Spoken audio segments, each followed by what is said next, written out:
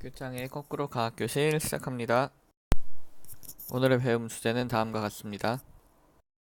오늘부터 배울 내용은 산과 염기에 대한 내용인데요. 먼저 오늘은 이 시간에 산에 대해서 배워보도록 하겠습니다. 자, 산이란 무엇이냐? 산이란 것은 많이 들어봤을 거예요. 하지만 정확한 의미는 물에 녹아서 H 플러스 이온을 내놓는 물질, 즉 물에 녹아서 수소 이온을 내놓는 물질을 우리는 산이라고 부르고 있습니다. 대표적인 것들로는 황산, 아세트산, 그리고 염산 이런 것들이 있겠죠. 이렇게 산자가 들어가는 것은 대부분 다 이 산에 속하고 있습니다. 산의 성질을 알아보기 위해서 간단한 실험을 한번 해보게 되는데요. 5%짜리 염산과 5%짜리 황산 그리고 5%짜리 아세트산 수용액에다가 전류가 흐르는지를 한번 확인을 해봤습니다. 그랬더니 셋 모두 전류가 흐르더라 하는 결과를 봤습니다. 또 이 염산, 황산, 아세트산에 BTB 용액을 한번 떨어뜨려 봤어요. 이 BTB 용액은 산성과 염기성을 판단하는 물질인데요.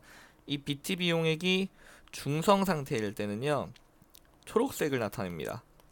그런데 산성으로 가게 되면은 이 색깔이 노란색이 되고요. 얘가 염기성이 되면은 색깔이 푸른색이 됩니다. 자, 이랬을 때 BTB 용액과 염산, 황산, 아세트산 수용액을 섞어 봤더니 얘네들 모두 셋 다 노란색이 나오더라 하는 결과가 나왔습니다. 자, 그 다음 마지막으로 이 산들에다가 마그네슘을 갖다 내요. 마그네슘. 리본 형태의 그런 마그네슘 금속을 갖다 대면은 거기서 부글부글 끓으면서 기체가 나와요. 그럼 그 기체에 성냥불을 한번 갖다 대봤어요. 그랬더니 이 기체에서 펑 하는 소리가 나더라 하는 겁니다. 얘네 셋 모두요. 자, 그럼 지금 보면은 이 산들한테는 요런 실험들을 해봤을 때 다 똑같이 요런 결과가 나온다는 걸 알 수 있습니다. 셋 다 똑같다는 건 얘들이 산의 성질이 된다는 거죠. 산의 특징이 된다는 건데요. 이렇게 산의 특징이 나올 수 있는 이유가 뭘까 한번 생각을 해본 거죠. 자, 그 전에 먼저 이걸 한번 볼게요. 요렇게 공통적으로 나타나는 산의 성질들, 요런 산의 성질들을 우리는 간단하게 산성이라고 부릅니다. 많이 들어봤죠? 산성비 이런 거. 산의 성질을 나타내는 비라는 뜻입니다. 자, 넘어가겠습니다. 이런 산성이 왜 나타나는지 알기 위해서 또 하나의 실험을 해봤어요. 자, 이 실험 기구는 여기가 1번이고 여기가 2번이에요. 화살표 여기 있죠. 자, 1번 상태에서 리트머스 종이, 푸른색 리트머스 종이에는 산성이 닿을 경우에 이 종이가 붉은색으로 변하게 됩니다. 자, 그래서 이 종이를 깔아 놓고요. 그 위에 묽은 염산, 산이죠. 염산에 적신 실을 올려놓습니다. 그랬더니 이 실 주변이 이렇게 빨갛게 변한 것을 알 수가 있죠. 자, 그런데 이제 여기다가 양극에 지금 전극이 연결돼 있어요. 이쪽은 플러스, 이쪽은 마이너스 연결돼 있는데 여기다 이제 전류를 한번 흘려줘 본 거예요. 자, 전류를 흘려줬더니 이 빨간색이 점점 마이너스 극 쪽을 향해서 퍼지더라 하는 겁니다. 자, 여기서 뭘 알 수 있겠나요?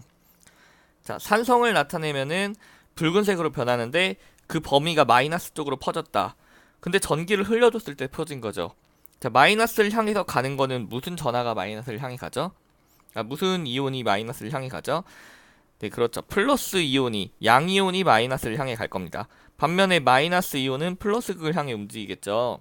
즉, 산성을 띠는 물질, 붉게 만드는 산성을 띠는 물질은 플러스 양이온과 관련이 있구나라는 걸 알 수 있습니다. 자, 여기서 아까 눈치 빠른 친구들은 알 수 있을 거예요. 제가 처음에 산이란 뭐라고 그랬죠? 자, 물에 녹였을 때 H 플러스, 즉 수소 양이온을 나타내게 되는 것을 산이라고 부른다 했습니다. 이렇게 플러스 이온에 의해서 산의 성질이 나타난다라는 겁니다. 아까 전류를 흘렸을 때 흐른다. 그리고 BTB 용액에서 노란색으로 변한다. 그리고 성냥불 갖다 내면 뻥 하고 터진다. 요런 모든 성질들이 다 이 양이온에 의해서 나타나는 성질이다라는 겁니다. 실제로 산들은 다 이 수소 이온들을 갖고 있습니다. 자, HCl 염화수소 염산이고요. 자, H2SO4 황산입니다. HNO3 질산이고요. CH3COOH 아세트산입니다. 모든 산들은 다 이렇게 수소를 갖고 있습니다. 자, 방금 앞에서 말한 이 산들을 예를 들어서 한 가지만 더 설명을 해볼게요. 자, 첫 번째 염산. 이 염산, 황산, 질산, 아세트산을 지금 제가 그 화학식을 써놨는데요. 얘네들은 전부 수용액 상태에서는 이온으로 나뉘게 됩니다. 근데 이 이온이 수소이온과 그 외에 음이온, 양이온인 수소이온과 음이온으로 구별되게 되는데요. 먼저 염화수소, 즉 염산 같은 경우에는 이제 수용액 상태가 되면 H 플러스 수소이온과 그리고 Cl 마이너스 염소이온, 염화이온이라고 하죠. 염소가 아니고 염화이온으로 나뉘게 되고요. 자, 황산 같은 경우에는 EH 플러스로 나뉘고 그리고 SO4, E 마이너스 이렇게 황산이온과 수소이온으로 나뉘게 됩니다.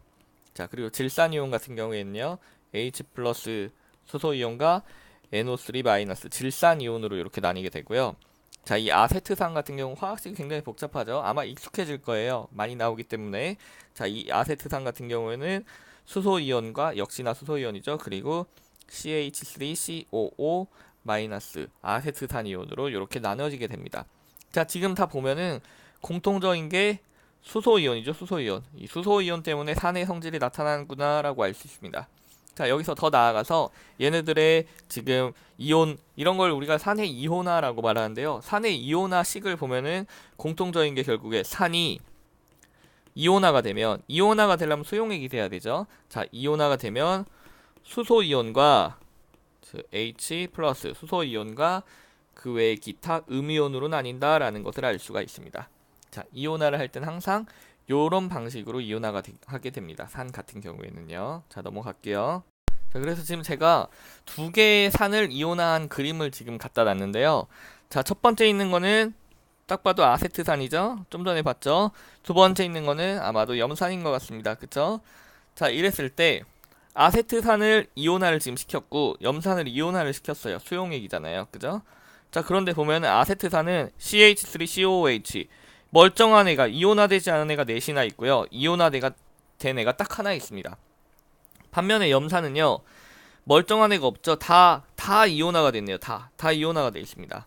자, 이때 이렇게 수용액으로 만들었을 때 물에 녹아서 아주 일부만 이온화되는 애를 우리는 약산이라고 부릅니다. 약한 산성이란 뜻이에요. 자, 반면에 이렇게 이온화가 잘 되는 친구, 이런 애들을 우리는 강산이라고 부르고 있습니다. 강한 산성을 띈다라는 거죠. 자, 이렇게 강한 산성일수록 우리 몸에 닿았을 때 위험하고 치명적입니다. 그래서 우리가 가장 잘 알고 있는 산이 염산이잖아요. 이 가끔씩 뉴스 같은 데 보면 염산 테러 이런 거 나오죠. 염산은 굉장히 강산이에요. 그래서 얼굴이나 피부에 닿는 순간 피부를 다 태워버리고 녹여버립니다. 이게 굉장히 위험한 물질이에요. 그래서 여러분이 나중에 혹시나 화학실이나 과학실 같은 데서 이 염산을 만질 일이 있으면 진짜 조심해야 됩니다. 자, 이제 마지막으로 우리 주변에서 흔하게 보이는 산들의 특징을 간단히만 한번 살펴볼게요. 자, 첫 번째 나타낸 요 그림은요, 염산을 나타낸 그림인데요.